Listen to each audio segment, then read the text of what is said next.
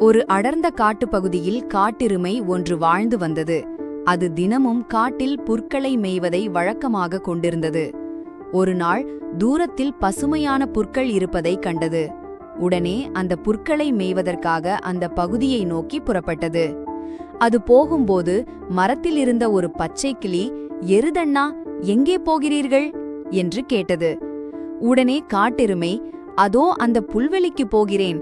அங்கே பசுமையான புற்கள் நிறைய உள்ளன, அதை தின்னப் போகிறேன்" என்றது. "அண்ணா, வேண்டாம், அங்கே செல்லாதீர்கள்.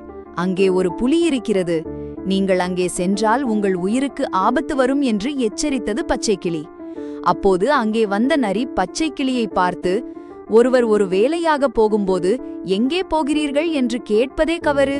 மேலும் எருதண்ணா ஆசையாக அந்த பசுமையான புற்களை தின்னப்போவதை தடுப்பது சரியில்லை. அங்கே புலி இருக்கிறது என்று சொல்லி அவரை பயமுறுத்துவது மிக மிக தவறு. புல்வெளியிலே புலி இருப்பதில்லை. புலி பசித்தாலும் புல்லை தின்னாது என்று நீ கேள்விப்பட்டதில்லையா?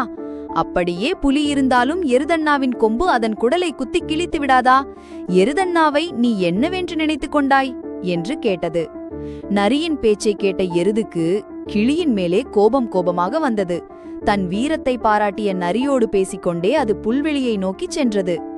புல்வெளியில் அது இன்பமாக மேய்ந்து கொண்டிருந்தபோது நரி அங்கிருந்து நழுவியது. அப்போது திடீரென்று ஒரு புலி காட்டெருமை மீது பாய்ந்தது.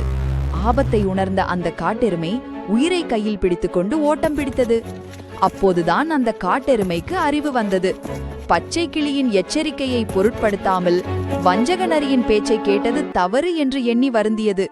பச்சை கிளியிடம் மன்னிப்பும் கேட்டது. குழந்தைகளே, எதையுமே முழுமையாக ஆராயாமல் சிலரின் வஞ்ச புகழ்ச்சியை நம்பினால் நாமும் இந்த காட்டெருமை போல் ஆபத்தில் சிக்கிக்கொள்வோம்.